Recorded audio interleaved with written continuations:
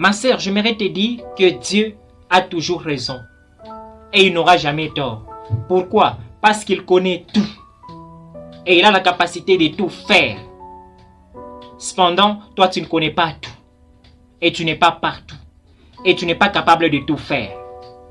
S'il t'a dit ceci dans 1 Timothée chapitre 9, je veux aussi que les femmes vêtues d'une manière décente, avec pudeur et modestie, il sait le pourquoi. Il sait le pourquoi. Tu ne peux pas corriger Dieu. Tu ne peux pas aider Dieu. Uza a voulu aider Dieu. En tenant l'arche, quand il avait remarqué que l'arche se penchait, Dieu l'a tué. Pourquoi? Parce qu'on ne corrige jamais Dieu.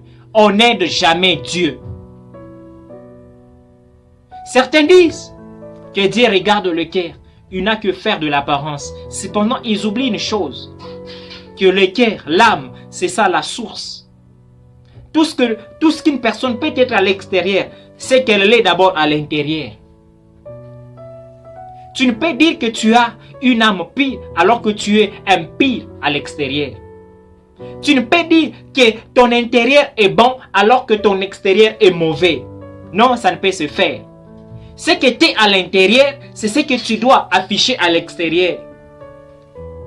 Ton mauvais habillement là démontre l'état de ton âme.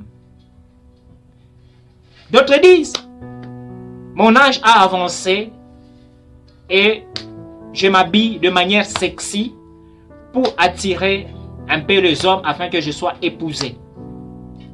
Elle commence à mettre de mini-jupes. Tout ça, ça prouve à suffisance que vous ne connaissez pas les Saintes Écritures. Dans 1 Corinthiens 7, il est écrit que le mariage, c'est un don de Dieu. C'est Dieu qui donne le mariage. Ce n'est pas ton mauvais habillement là qui va te donner le mariage. Il y a des prostituées qui s'habillent mal et jusque-là, elles ne sont pas mariées. Il y a des femmes belles qui jusqu'à aujourd'hui ne sont pas mariées.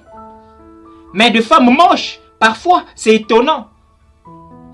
Vous le voyez mariées. Comme si on achetait des bananes. Et elles se marient vite, vite. Pourquoi? Tout cela prouve que le mariage, c'est un don de Dieu. Ne t'habille pas mal pour te marier. Par contre, cela va t'attirer des combats et d'ennuis. Et par-dessus tout, tu vas séduire les âmes faibles. Habille-toi bien. Écoute ce que Dieu te dit, parce qu'il a toujours raison et il n'aura jamais tort.